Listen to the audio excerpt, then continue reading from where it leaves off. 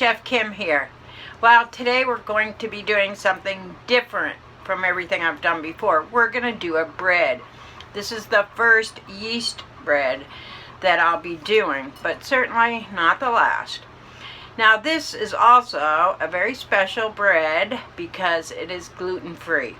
And it's good too. Now I'm doing it with sun-dried tomatoes and pesto and garlic and Parmesan, so it's great just as it is. But you can also exclude these ingredients and just do it plain so that you could make French toast with it or a sandwich.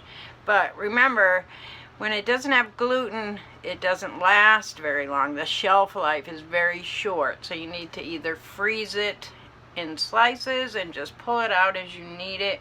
That's what I would recommend. Or eat it all the first day. That would work too. So anyway, I hope you stick around and watch the video. Now, you can do it in a food processor or an electric mixer. I'm going to demonstrate it in a food processor. You kind of do it the opposite. In a mixer, you put your yeast mixture into the bowl, where in the food processor, you put your ingredients in the bowl and then you add your yeast mixture. But you just watch, you'll see.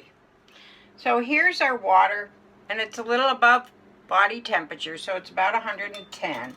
And then I'm going to sprinkle in the yeast, and we also are going to add a little bit of sugar. The sugar helps to activate the yeast. Yeast will work without sugar. Most French bread does not have sugar, yet that still rises. So we want to let that sit for about 10 minutes and get foamy. So this is a very different dough than a regular dough, and you will see. We're going to put 3 cups of gluten-free all-purpose flour.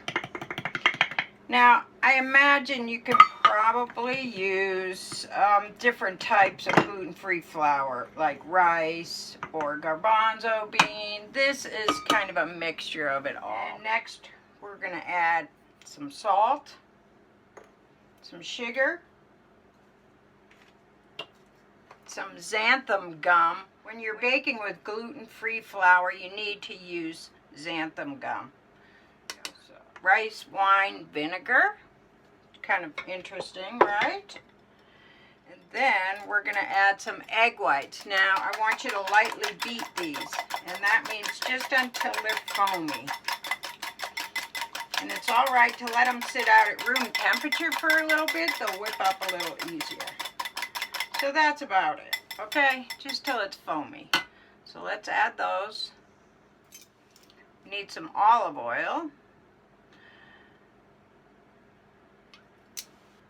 Now, if you wanted to make this a plain bread, you would stop right here. But I'm going to make it a sun-dried tomato and pesto bread. So we're going to put some Parmesan in, some pesto, and some sun-dried tomatoes. Sun-dried tomatoes make it kind of a reddish orange like bread. Makes it very interesting. You could add some nuts if you wanted to too. But this is where we're going to stop. And we're going to let this blend up a little bit. Now the yeast mixture is nice and foamy. We're ready to add it to our flour and all the other ingredients and make some wonderful bread for all you gluten intolerant people out there.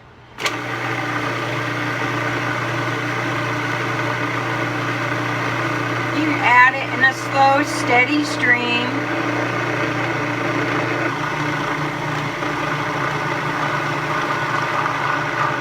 Let the machine do the work for you. Make sure that there isn't any yeast left on the bottom. We'll let it knead just a touch more. Well, I'm ready to pour, literally, this dough into my prepared pan. It's almost like a cookie dough. It's very wet. Now you do let it rise.